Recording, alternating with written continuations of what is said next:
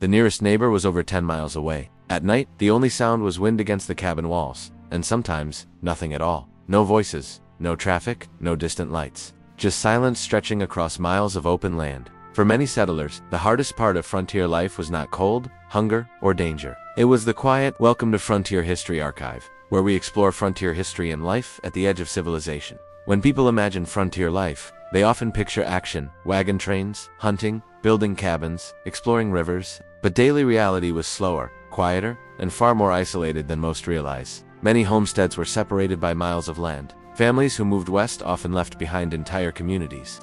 On the frontier, visits from neighbors might happen once a week or less.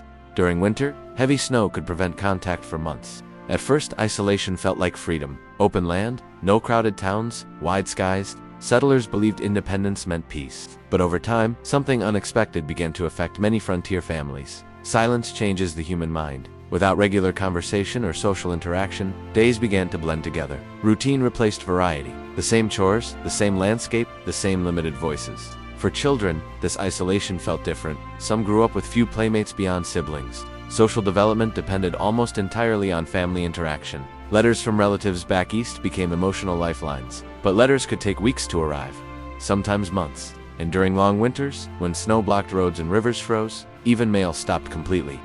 The mind begins to create noise when silence lasts too long. Frontier diaries describe people talking aloud while working alone in fields. Some sang simply to break the quiet. Others developed strict daily schedules to keep thoughts focused. Nighttime was often the hardest. Darkness arrived early during winter months. Without modern lighting, cabins were illuminated only by firelight or candles. Once chores ended, there was little distraction from thoughts, and thoughts can grow louder in silence.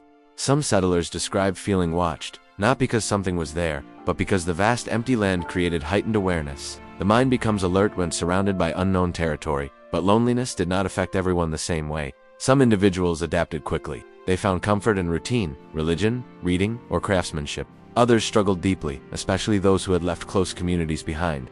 Women on isolated homesteads often faced the greatest emotional burden, while men traveled for trade, hunting, or work. Women sometimes remained alone for days, managing children and household responsibilities. Their letters reveal a complex mix of strength and longing. The frontier required emotional resilience as much as physical endurance. Settlers developed coping methods. Community gatherings, church meetings, seasonal festivals, even rare social events carried enormous emotional importance. These moments reminded families they were not alone in their struggles. But what happened when weather or distance prevented even those small connections? Isolation could stretch longer than expected, and for some frontier residents, the silence became the true test of survival. Isolation on the frontier did more than create quiet evenings. Over time, it began to shape how people made decisions. When settlers lived far from neighbors, there was no quick advice, no second opinion, no community debate before important choices. Every decision, planting crops, rationing food, repairing a roof before winter, rested entirely on one household, and pressure changes the mind. Without regular social interaction, small worries could grow larger. A minor crop failure felt catastrophic.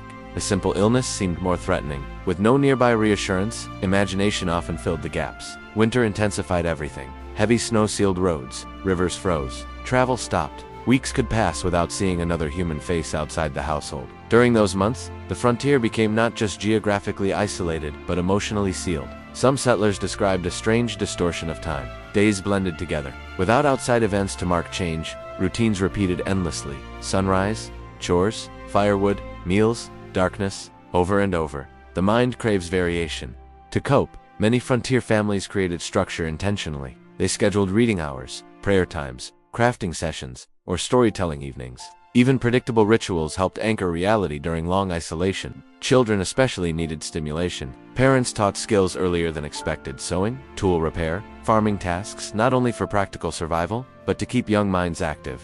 Idleness on the frontier could quickly turn into restlessness, but not all loneliness was equal. Single homesteaders, widowers, unmarried settlers, traveling trappers experienced isolation differently. With no household conversation at all, silence became constant. Some developed habits to compensate.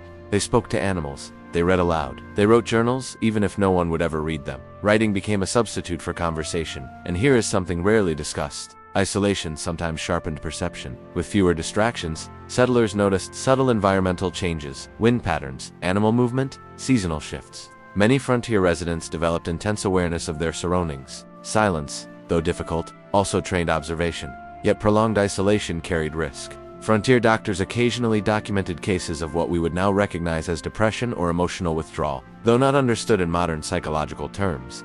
Communities recognized when someone was not themselves. That recognition often led to action. Neighbors made longer trips to visit struggling families. Churches organized gatherings more frequently. Social bonds strengthened because people understood the emotional cost of frontier life. Over time, isolation itself helped shape settlement patterns.